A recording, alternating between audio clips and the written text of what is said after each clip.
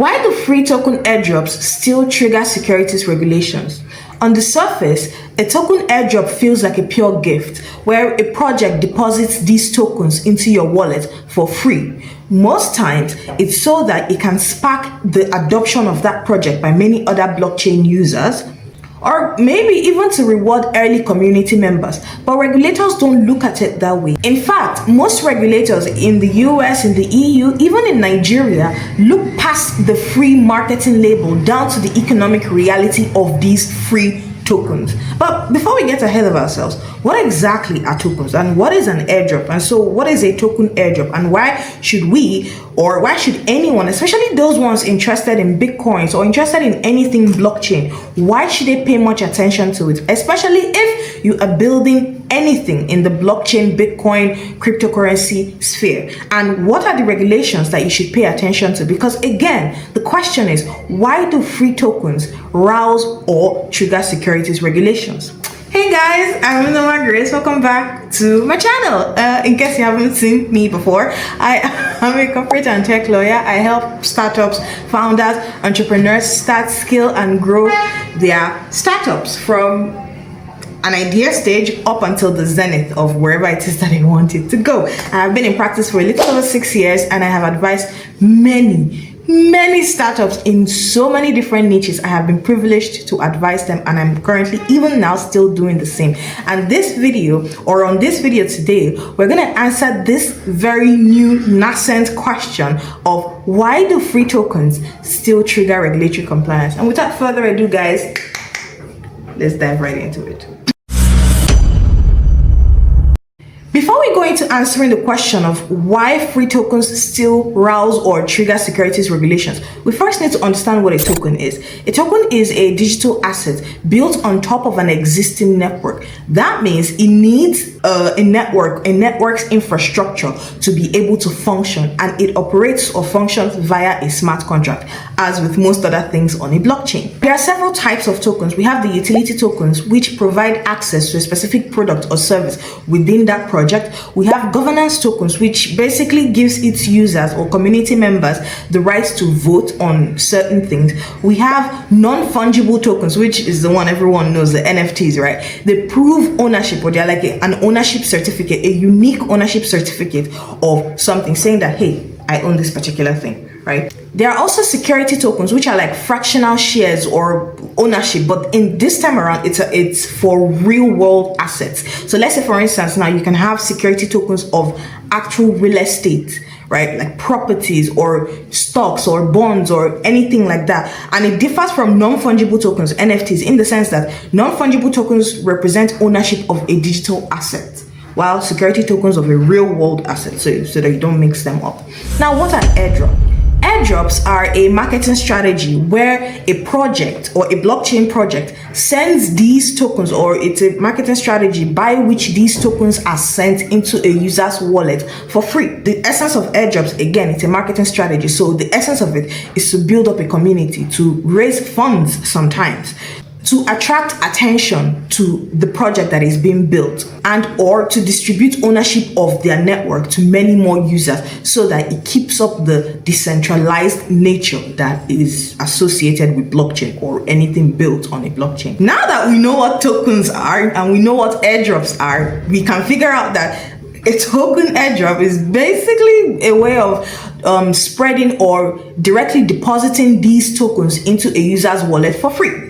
It's a marketing strategy, like I said earlier on. And these token airdrops have become very, very popular, especially now with the proliferation of blockchain and blockchain projects, even with cryptocurrencies as well. And unlike with initial coin offerings, which deserves its own videos, token airdrops are free, whereas initial coin offerings are paid for, aka you purchase those tokens. But with the token airdrop, it's essentially free.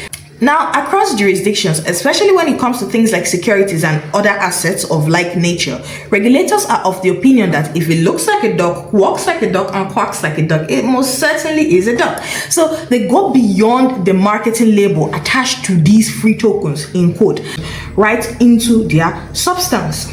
And the question no longer is, oh, are these tokens free? The question then becomes whether the tokens function like an investment and whether the beneficiaries of said tokens or even the developers of said tokens are expected to expect financial gains of some sort from the benefit or from the proliferation or from the otherwise gain of the project behind the tokens. And so because of that, regulators pay, especially securities regulators, pay very, very close attention to these tokens that are spread or that are given away on blockchain projects. And that is the simplest answer to the question of why do free tokens still trigger regulatory regulations. But of course, with all things law and all things legal, it's not quite as simple as I just framed it in a singular sentence. So let's dive deeper, shall we? Even though we've in a roundabout way answered the question of why do free tokens still trigger securities regulations,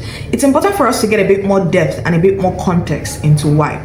And the starting point of that context and that depth is looking at an investment contract. Now, in assessing whether or not a digital asset should be treated as a security and should fall under the purview of the Securities and Exchange Commission, regulators examine the surrounding facts around that token's distribution, whether it's its marketing or even its intended or expected usage. And these regulators consider what these users or beneficiaries are expected to believe about this token and its future potential. And the key here, the trick here is to understand when these users are made to believe that the possession or the usage of these tokens will lead to some sort of future gain or benefit for them or for the developers of the project. So in such situations, the fact that the user did not pay for the token will not be relevant at all because they are now expected to expect a financial gain from this thing. So it falls squarely and securely under regulatory purview. Another factors regulators consider in answering this question of whether or not they fall under their purview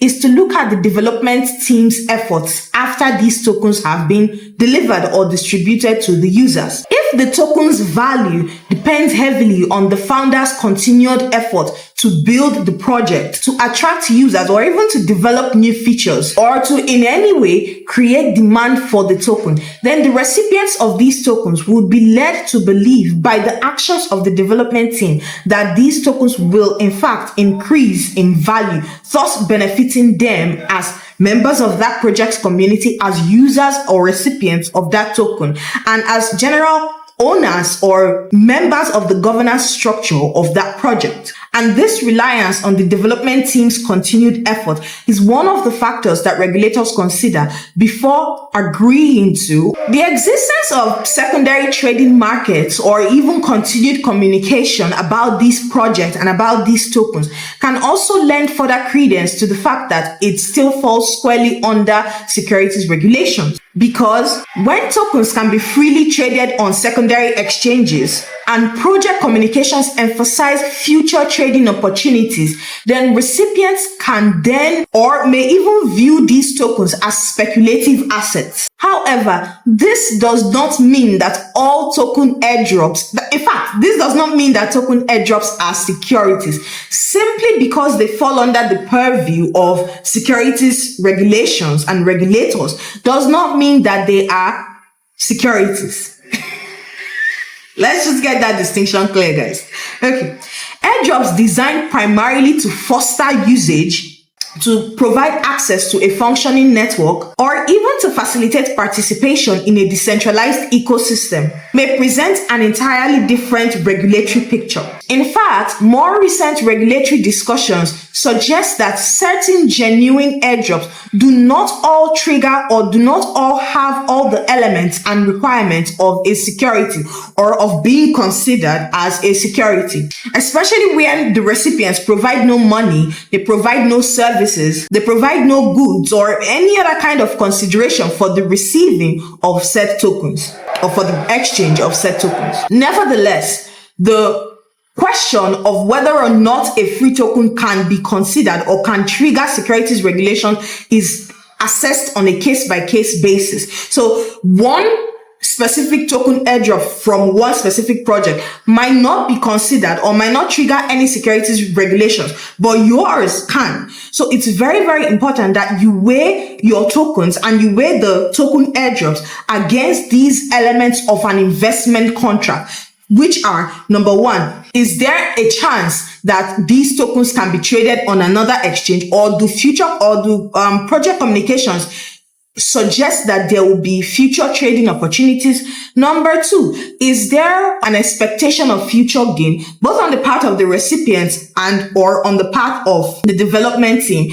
Number three, is the founder's continued effort necessary to the growth or to the increase in the value of said tokens? These are things that any wise blockchain builder, any wise blockchain user or enthusiast should look at before they can then say, oh, okay, I do not need legal compliance or securities compliance for my token airdrop. So guys, it's a pretty short one today. As we can see, token airdrops have become a hot topic in the blockchain sphere and in the Bitcoin industry and in Bitcoin space. So it's very, very important that you weigh these things against the factors or the requirements that I have already given you, so that when you're receiving any tokens or when you're giving away as a project any tokens, it's easier for you to identify which ones require compliance versus which ones do not. And that is it for today, guys. If you love this video, please do not forget to hit the like button below so that this video can be shared to many more amazing people such as yourself. I will see you on the next one. Bye.